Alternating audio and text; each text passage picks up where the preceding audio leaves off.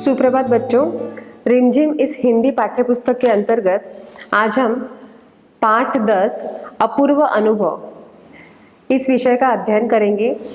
इस पाठ के जो लेखक है वो उन्होंने इस प्रस्तुत पाठ मूलतः जापानी भाषा में लिखा गया यह एक संस्मरण है। इसमें तोमोए में पढ़ने वाले 2 बच्चों के विषय में बताया गया है। तो आइए बच्चों, आज हम इस पाठ का पठन करते हैं। सभागार में शिविर लगने के 2 दिन बाद तोत्तो-चान के लिए एक बड़ा साहस करने का दिन आया। इस दिन उसे यासुकी-चान से मिलना था। इस भेद का पता न तो तोत्तो-चान के माता पिता को था, न ही यासुकी-चान के। उसने यासुकी-चान को अपने पेड़ पर चढ़ने का न्योता दिया। अब पूरे शिविर लगने के 2 दिन के बाद की यह बात है। तोत्तो-चान नाम का एक बड़ा साहसी एक आदमी था। इस दिन उस यासुकी-चान से मिलने के लिए उसे जाना था। यह जो भेद है, जब उसे इसके बारे में पता चला तो तोत्तो-चान के माता पिता तब वहां नहीं थे, ना यासुकी-चान के। उसने यासुकी-चान को अपने पेड़ पर चढ़ने के लिए उसे कहा। तोमोए में हर एक बच्चा बाग के एक एक पेड़ को अपने खुद से चढ़ने का पेड़ मानता था। अब तोमोए ये एक जगह का नाम है। यहाँ का हर एक जो बच्चा रहता था वह बाग के जितने भी पेड़ रहते थे वहाँ पर खुद चढ़ते थे। तोत्तो-चान का पेड़ मैदान के बाहरी हिस्से में कुहोनबुत्सु जाने वाली सड़क के पास था। कुहोनबुत्सु ये एक सड़क का नाम है। तो वहां से इस पेड़ मैदान के बाहरी हिस्से में लगा हुआ था। बड़ा सा पेड़ था उसका।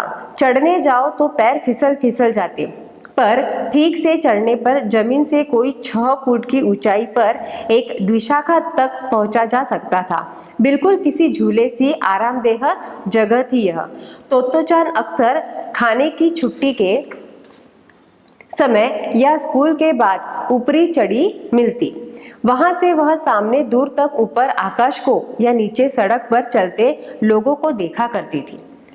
अब इस कहानी में लेखक यह कहना चाहते हैं कि यहाँ ये जो गांव है, ये शहर है, इस शहर के हर एक बच्चे एक एक पेड़ पर अपने खुद को चढ़ने का पेड़ मानते थे। वह उसकी निजी संपत्ति होती थी। वहां किसी को आना या किसी को जाना वह उनकी शिष्टता से पूछना होता था, क्या मैं अंदर आ जाऊं?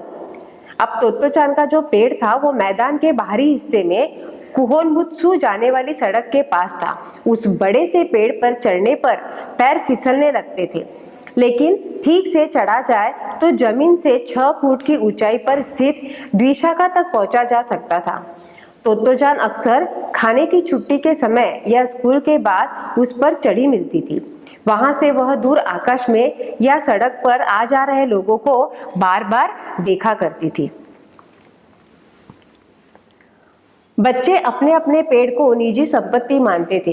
किसी दूसरे के पेड़ पर चढ़ना हो तो उससे पहले पूरी शिष्टता से माफ कीजिए, क्या मैं अंदर आ जाऊं, पूछना पड़ता था। मतलब कि वहां के जो बच्चे थे वे हर पेड़ को खुद का पेड़ ऐसा मानते थे, और किसी दूसरे के पेड़ पर अगर चढ़ना हो तो वह पहले उनसे, हम जैसे परमिशन जिसे कहते हैं, तो वो पहले उनसे पूछते थे, क्या मैं अंदर आ सकता हूँ?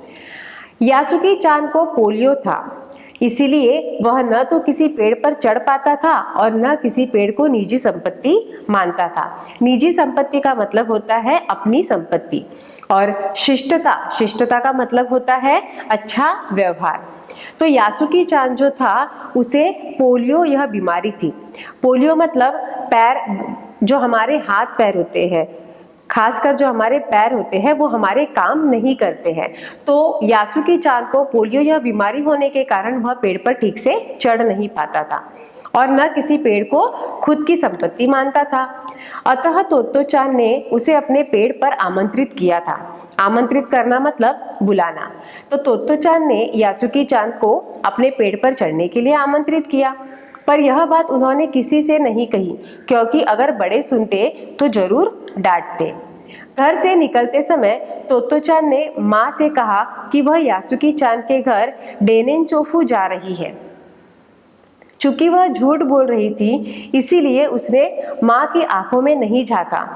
अब ये जो तोत्तो चान थी, इसे यासुके चान के यहाँ जाना था, पर वह झूठ बोल रही थी, इसीलिए उसकी माँ के आंखों में वह आंखें डालकर यह सब नहीं कह रही थी। देखो बच्चों, जब हम झूठ बोलते हैं तो हम कभी भी नजरों से नजरें मिला के वह बात नहीं कहते हैं, तो हमारा झूठ बराबर पकड़ा जाता है। तो यही कुछ तोत्तो चान के साथ हुआ। वह अपनी नजरें जूतों के फीतों पर ही गड़ाए रही थी, मतलब कि जब वो अपनी माँ से बात कर रही थी तब उसकी नजर नीचे अपने जूतों पर थी। रॉकी उसके पीछे पीछे स्टेशन तक आया। जाने से पहले उसे सच बताए बिना तोत्तो चान से रहा नहीं गया। जब तोत्तो चान निकली तो उसके पीछे रॉकी भी स्टेशन तक आया, पर तोत्तो चान ने सच बात उस रॉकी से कह डाली। मैं यासुके चान को अपने पेड़ पर चढ़ने देने वाली हूँ, उसने बताया। उसने जो हकीकत थी वो रॉकी को बताया। जब तोत्तो चान स्कूल पहुंची तो रेल पास उसके गले के आसपास हवा में उड़ रहा था। यासुके चान उसे मैदान में क्यारियों के पास मिला। गर्मी की छुट्टियों के कारण सब सूना पड़ा था। यासुके चान उससे कुल जमा 1 ही वर्ष बड़ा था, पर तोत्तो चान को वह अपने से बहुत बड़ा लगता था। अब तोत्तो चान ने रॉकी को सब हकीकत बताई कि वह यासुके चान को अपने पेड़ पर चढ़ने देने वाली है। तोत्तो चान स्कूल पहुंचे तो रेल पास उसके गले में हवा के कारण उड़ रहा था, और यासुके चान उसे मैदान में कहाँ मिला, तो क्यारियों के पास मिला। गर्मी की छुट्टियों के कारण सब जगह सुना सुना ही था। यासुके चान जो थी वो कुल तोत्तो चान से 1 साल ही बड़ी थी, पर तोत्तो चान को ऐसा लगता था कि वह उससे बहुत बड़ा है। जैसे कि यासुके चान ने तोत्तो चान को देखा, वह पैर घसीटता हुआ उसकी ओर बढ़ा। उसके हाथ अपनी चाल को स्थिर करने के लिए दोनों ओर फैले हुए थे। तोत्तो चान उत्तेजित था। उत्तेजित मतलब उत्साहित था। किससे? यासुके चान से मिलने के लिए। वह दोनों आज कुछ ऐसा करने वाले थे जिसका भेद किसी को भी पता न था। वह उल्लास में ठिठियाकर हंसने लगी। यासुके चान भी हंसने लगा। अब जब दोनों एक साथ मिले तो आज वो कुछ अलग ही हरकतें करने वाले थे, जिसके कारण जब उन्हें ही पता नहीं था कि वो क्या करने वाले, और दोनों जब मिले तो जोर जोर से हंसने लगे। तोत्तो चान यासुके चान को अपने पेड़ की ओर ले गई और उसके बाद वह तुरंत चौकीदार के छप्पर की ओर भागी, जैसा उसने रात को ही तय कर लिया था। अब तोत्तो चान जो थी उसे तो यासुके को अपने पेड़ पर चढ़ाना था, इसीलिए वह यासुके को अपने पेड़ के पास ले गई और उसके बाद तुरंत वह चौकीदार, जहाँ चौकीदारी करता है, उसके छप्पर की ओर वह भागी, जैसे कि यह बात उसने रात को ही तय कर ली थी। वहां से वह एक सीढ़ी घसीटती हुई लाई। अब चौकीदार के छप्पर के पास वह इसीलिए गई क्योंकि उसको यासुके चान के लिए एक सीढ़ी लाना था, और वह वहां से सीढ़ी लेकर आई। उसे तने के सहारे ऐसा लगाया जिससे वह द्विशाखा तक पहुंच जाए।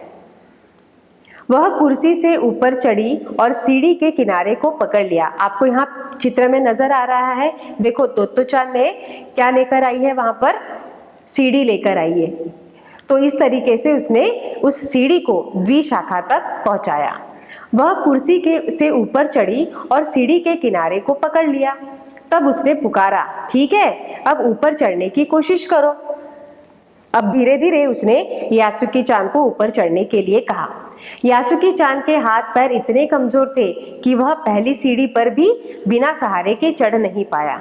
मतलब यासुके चान के जो पैर थे वह पोलियो के कारण बिल्कुल भी हिल नहीं सकते थे। उसके जो पैर थे वे बहुत कमजोर थे, उसके पैर सीढ़ियां भी चढ़ नहीं पाते थे।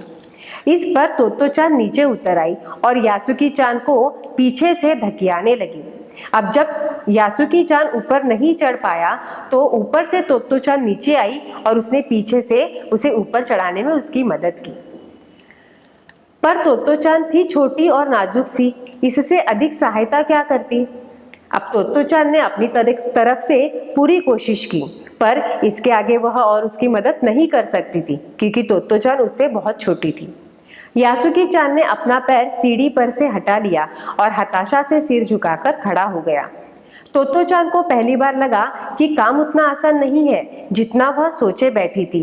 अब क्या करे वह? पहले उसने सोचा कि यासुके चान जो है वो इजीली, मतलब बहुत सहजता से पेड़ पर चढ़ जाएगा। पर जब उसने सोचा वह काम इतना आसान नहीं था जितना वह उसने सोचा था। पर अब करे तो क्या करे। यासुकी चान उसके पेड़ पर चढ़े, यह उसकी हार्दिक इच्छा थी। मतलब कि उसकी बहुत इच्छा थी, उसकी मन से इच्छा थी कि यासुकी चान उसके पेड़ पर चढ़े। यासुकी चान के मन में भी उत्साह था कि वह तोत्तो चान के पेड़ पर चढ़ने। वह उसके सामने गई। उसका लटका चेहरा इतना उदास था कि तोत्तो चान को उसे हंसाने के लिए गाल फुलाकर तरह तरह के चेहरे बनाने पड़े। अब यासुकी चान पेड़ पर न चढ़ने के कारण वह उदास बैठा था। पर जब तोत्तो चान उसके पास गई, तोत्तो चान को तो यासुकी चान को हंसाना था, इसीलिए उसे हंसाने के लिए वह अपने चेहरे को अलग अलग प्रकार से बनाने लगी ताकि यासुकी चान उसके चेहरे को देखकर हंस सके। ठहरो, एक बात सूझी है। वह फिर चौकीदार के छप्पर की ओर दौड़ी और हर एक चीज उलट पुलट कर देखने लगी। आखिर उसे एक तिपाई सीढ़ी मिली जिसे थामे रहना भी जरूरी नहीं था। आखिरकार उसे फिर एक उपाय सूझा और वह फिर चौकीदार के छप्पर के पास जाकर उसने तिपाई सीढ़ी लेकर आई। तिपाई सीढ़ी का मतलब होता है बच्चों ऐसी सीढ़ी जिसे 3 पैर हो, और वह सीढ़ी वह लेकर आई। वह तिपाई सीढ़ी को घसीट कर ले आई तो अपनी शक्ति पर हैरान होने लगी। तिपाई की ऊपरी सीढ़ी द्विशाखा तक पहुंच रही थी। देखो, अब डरना मत, उसने बड़ी बहन की सी आवाज में कहा। यह डगमगाएगी नहीं। अब जब तोत्तो चान वह सीढ़ी लेकर आई तो वह यासुकी चान से कहने लगी कि अब तुम्हें डरना नहीं है। यह जो सीढ़ी है ये बिल्कुल भी हिलने वाली नहीं है, मतलब कि डगमगाने वाली नहीं है। यासुकी चान ने घबराकर तिपाई सीढ़ी और पसीने से तरबतर तोत्तो चान की ओर देखा। उसे भी काफी पसीना आ रहा था। उसने पेड़ की ओर देखा और तब निश्चय के साथ पाँव उठाकर पहली सीढ़ी पर रखा।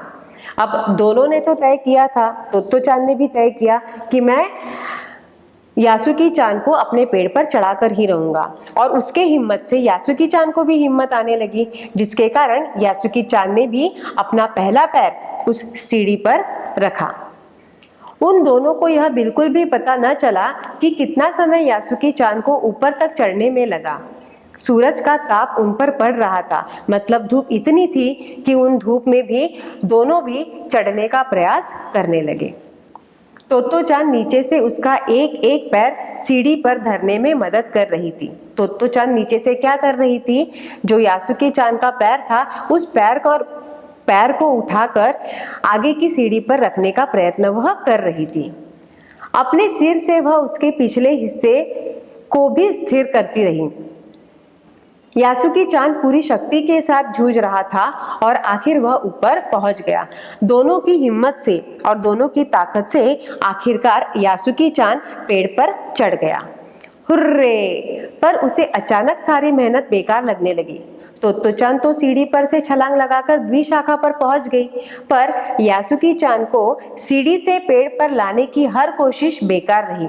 यासुकी चान सीढ़ी थामे तोत्तो चान की ओर ताकने लगा। तोत्तो चान की रुलाई छूटने को ही उसने चाहा था कि यासुकी चान को अपने पेड़ पर आमंत्रित कर तमाम नई नई चीजें दिखाए। अब कहीं तो भी यासुकी चान को लगा कि मेरी जो यह मेहनत है यह मुझे कहीं तो भी बेकार नजर आ रही है, क्योंकि उसको चढ़ाने में जो पूरी मेहनत लगी थी वह तोत्तो चान की लगी थी। और जब यासुकी चान चढ़ा तब उसमें तोत्तो चान को बहुत खुशी लगी।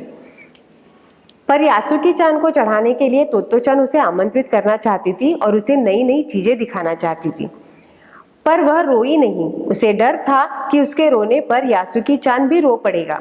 उसने यासुकी चान का पोलियो से पिचकी और अकड़ी उंगलियों वाले हाथ अपने हाथ में थाम लिया। उसके खुद के हाथ में वह बड़ा था, उंगलियां भी लंबी थी। देर तक तोत्तो चान उसका हाथ थामे रही, तब बोली, तुम लेट जाओ, मैं तुम्हें पेड़ पर खींचने की कोशिश करती हूँ। अब तोत्तो-चान जो थी वह बहुत रोना चाहती थी खुशी के मारे, पर वह रो नहीं पाई।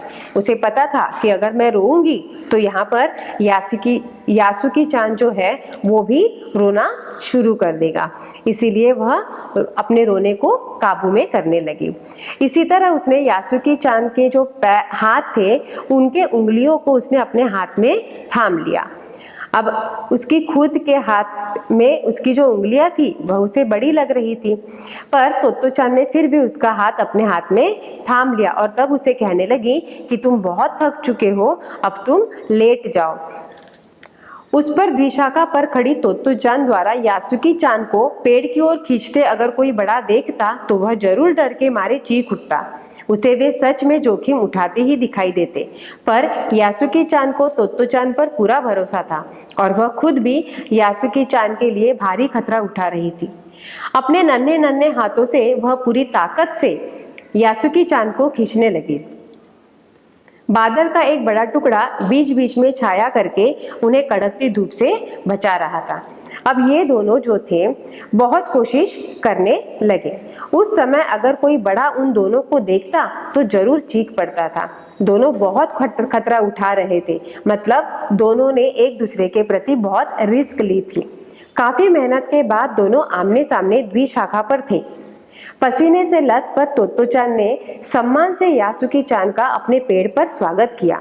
यासुकी-चान ने झिझकते हुए मुस्कुराकर पूछा, क्या मैं अंदर आ सकता हूँ? उस समय द्विशाखा पर खड़ी तोत्तो-चान द्वारा यासुकी-चान को पेड़ की ओर खींचते अगर कोई बड़ा देखता तो वह डर के मारे चीख उठता। उसे वे सच में जोखिम उठाते ही दिखाई देते, पर यासुकी-चान को तोत्तो-चान पर पूरा भरोसा था और वह खुद भी यासुकी-चान के लिए भारी खतरा उठा रही थी। अपने नन्हे नन्हे हाथों से वह पूरी ताकत से यासुकी-चान को खींचने लगी। बादल का एक बड़ा टुकड़ा बीच बीच में छाया करके उन्हें कड़कती धूप से बचा रहा था। काफी मेहनत के बाद दोनों आमने सामने पेड़ की द्विशाखा पर थे। पसीने से तरबतर अपने बालों को चेहरे पर से हटाते हुए तोत्तो-चान ने सम्मान से झुककर कहा, मेरे पेड़ पर तुम्हारा स्वागत है। तोत्तो-चान की बहुत इच्छा थी यासुकी-चान को अपने पेड़ पर बुलाकर उसका स्वागत करे, और वैसा ही हुआ। तोत्तो-चान ने उसे अपने पेड़ पर सर झुकाकर उसका स्वागत किया। यासुकी-चान डाल के सहारे खड़ा था। कुछ झिझकता हुआ वह मुस्कुराया। तब उसने पूछा, क्या मैं अंदर आ सकता हूँ? हमने इसके पहले भी पढ़ा था छात्रों कि जब कोई किसी दूसरे के पेड़ पर चढ़ता है तो सबसे पहले वह क्या कहता था कि क्या मैं अंदर आ सकता हूँ। ऐसा ही कुछ तोत्तो-चान और यासुकी-चान के साथ हुआ। जब यासुकी-चान उसके पेड़ पर गया तब यासुकी-चान ने तोत्तो-चान से पूछा, क्या मैं अंदर आ सकता हूँ? उस दिन यासुकी-चान ने दुनिया की एक नई झलक देखी जिसे उसने पहले कभी न देखा था। तो ऐसा होता है पेड़ पर चढ़ना, यासुकी-चान ने खुश होते हुए कहा। अब यासुकी-चान जो था उसने तो कभी पेड़ चढ़ा ही नहीं था क्योंकि उसे पोलियो की बीमारी जो थी, पर तोत्तो-चान की मदद से यासुकी-चान पेड़ पर चढ़ा और वह उसका सबसे पहला मकसद था। जब वह चढ़ा तब उसने तोत्तो-चान से कहा कि अच्छा ऐसा होता है पेड़ पर चढ़ना, और उसने उस दिन पेड़ से पूरी दुनिया की नई झलक देखी। वे बड़ी देर तक पेड़ पर बैठे बैठे इधर उधर की गप्पे लड़ाते रहे। मेरी बहन अमेरिका में है, उसने बताया है कि वहाँ एक चीज होती है, टेलीविजन। यासुकी-चान उमंग से भरा बता रहा था। वह कहती है कि वह जब जापान में आ जाएगा तो हम घर बैठे बैठे ही सुमो कुश्ती देख सकेंगे। वह कहती है कि टेलीविजन एक डिब्बे जैसा होता है। अब ये जो यासुकी-चान है यह तोत्तो-चान से पेड़ पर बैठे बैठे बहुत सारी गप्पे लड़ा रहा था। वह कहने लगा कि मेरी भी एक बहन है जो अमेरिका में रहती है। वह मुझे कहने लगी कि जब तुम आओगे तब हम टेलीविजन पर बैठकर बहुत सारी बातें करेंगे और सुमो कुश्ती देख पाएंगे। तोत्तो-चान उस समय यह तो ना समझ पाई कि यासुकी-चान के लिए जो कहीं भी दूर तक नहीं चल सकता था, घर बैठे चीजों को देख लेने के क्या अर्थ होंगे। वह तो यही सोचती रही कि सुमो पहलवान घर में रखे किसी डिब्बे में कैसे समा जाएंगे। उनका आकार तो बड़ा होता है, पर बात उसे बड़ी लुभावनी लगी।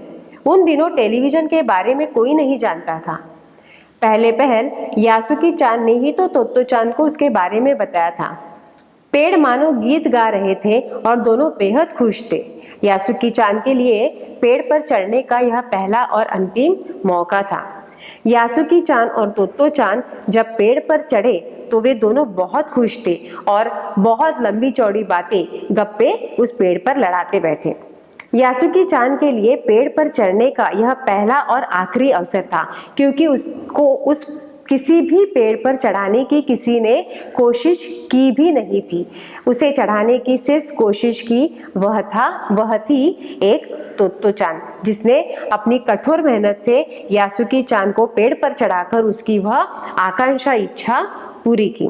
तो इस तरीके से बच्चों इस पाठ में हमने देखा कि तोत्तो चान जो है वो अपनी पूरी लगन से, पूरी इच्छा से अपने मित्र यासुकी चान को पेड़ पर चढ़ाने के लिए पूरी मेहनत लगाती है और उसमें सफलता भी प्राप्त करती है।